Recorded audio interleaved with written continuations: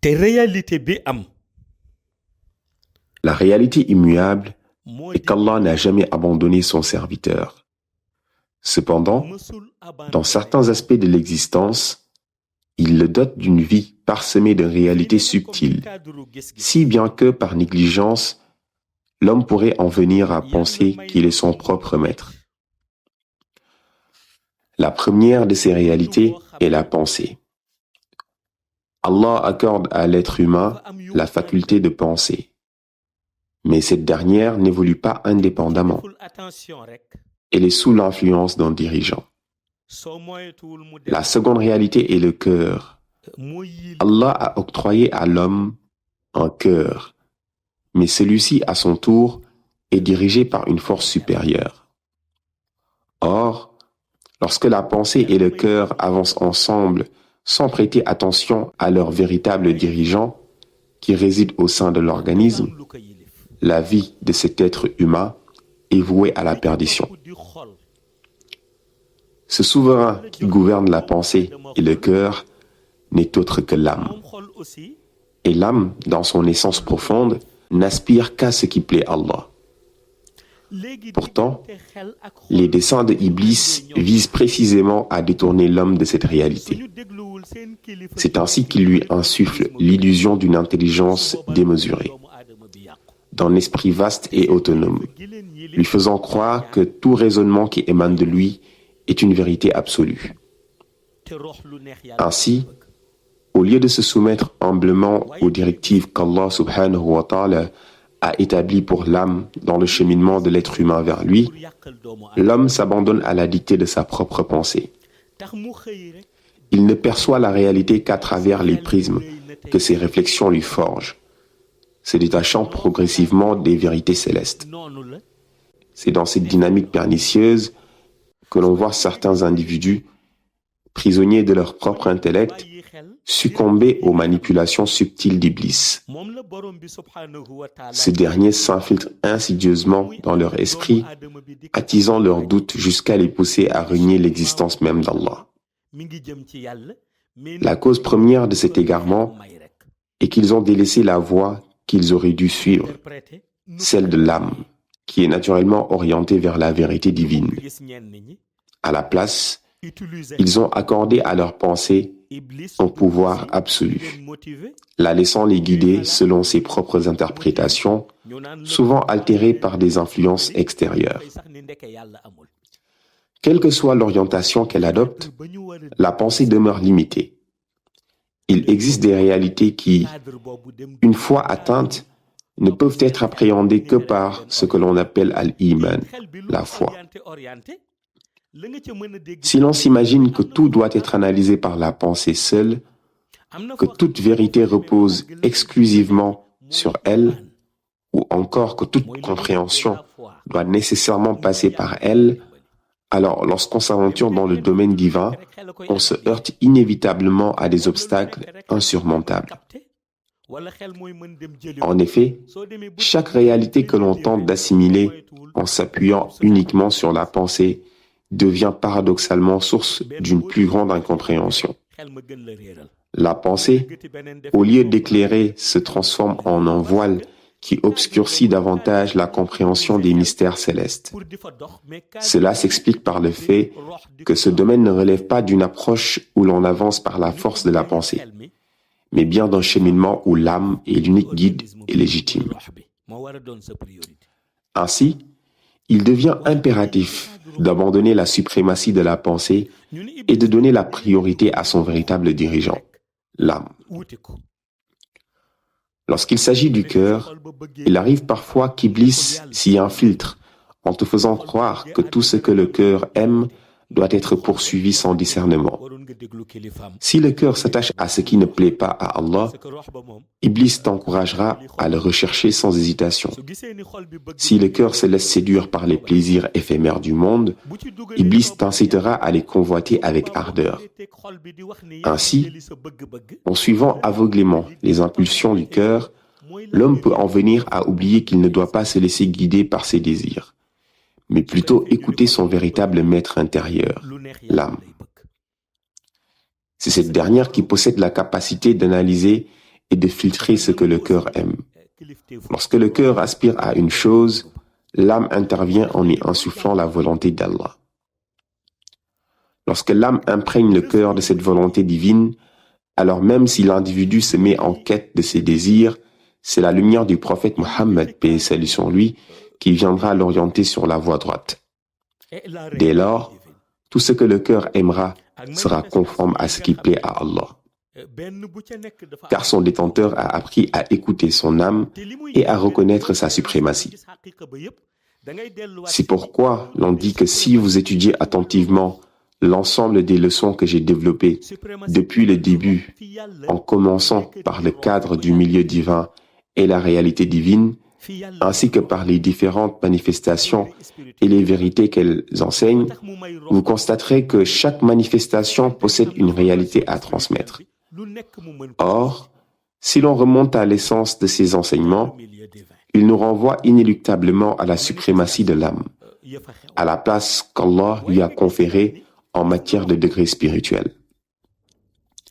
C'est en raison de cette suprématie qu'Allah a octroyé à l'âme la capacité d'explorer toute réalité existante dans le milieu divin et ses manifestations, à condition qu'elle ait suivi un cheminement spirituel adéquat.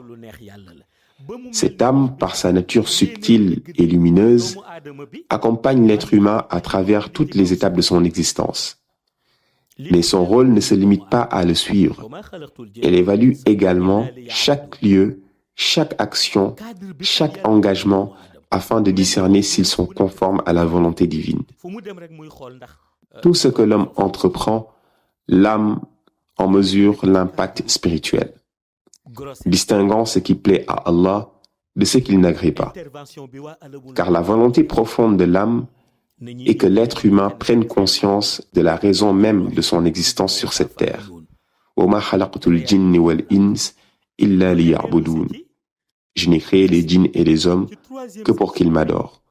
Sourate 51, verset 56. Ainsi, Allah a introduit cette réalité dès le stade embryonnaire, lorsque l'âme est insufflée dans le fœtus avec l'intervention du monde angélique, Alamul Malakut, et les multiples organisations et réalités qui y résident. Cette initiation se poursuit à travers différentes étapes, jusqu'à ce que l'âme accompagne pleinement l'être humain dans son cheminement terrestre. Dans la troisième section de cette étude, nous avons exploré le rôle de l'âme dans l'assistance de l'homme, sa relation avec le nafs et leur compagnonnage spirituel, ainsi que la puissance des supplications émanant de l'âme. Il y avait un hakim, un grand élu d'Allah, qui lors d'une séance de réunion de la Qadratul Ilahiyya, prononça un discours portant sur la mission universelle de l'imam al-Mahdi. Comme c'était lui qui avait soulevé le débat, deux interrogateurs lui posèrent des questions afin d'approfondir sa vision. On lui demanda alors de définir l'imam al-Mahdi, d'expliquer le cadre de ses enseignements ainsi que la dimension dans laquelle il les dispensait, notamment en relation avec le bas monde, où il évolue en parallèle avec l'avancée des sciences occidentales et des recherches scientifiques modernes. Ce qui rendit sa réponse particulièrement remarquable au sein de la Hadratul Ilahiyya, c'est qu'elle était à la fois englobante et apaisante pour toutes les âmes présentes. Il déclara d'abord qu'en interprétant ces questions, une vérité fondamentale s'est révélée. Lorsque l'imam al-Mahdi t'enseigne, ta foi en Allah s'accroît et tu finis par reconnaître que tout ce qui existe est l'œuvre exclusive de la main d'Allah. Puis il ajouta, mais si ce sont uniquement les scientifiques et les penseurs occidentaux qui t'enseignent sans que tu n'aies reçu les enseignements de l'imam al-Mahdi, alors tu considères que tout ce qui existe n'est qu'un simple phénomène scientifique, expliqué et maîtrisé par la science et la raison humaine, sans intervention du Seigneur. Ce jour-là, les paroles de ce hakim marquèrent profondément l'Assemblée céleste, car il mit en lumière une différence fondamentale entre ces deux approches du savoir.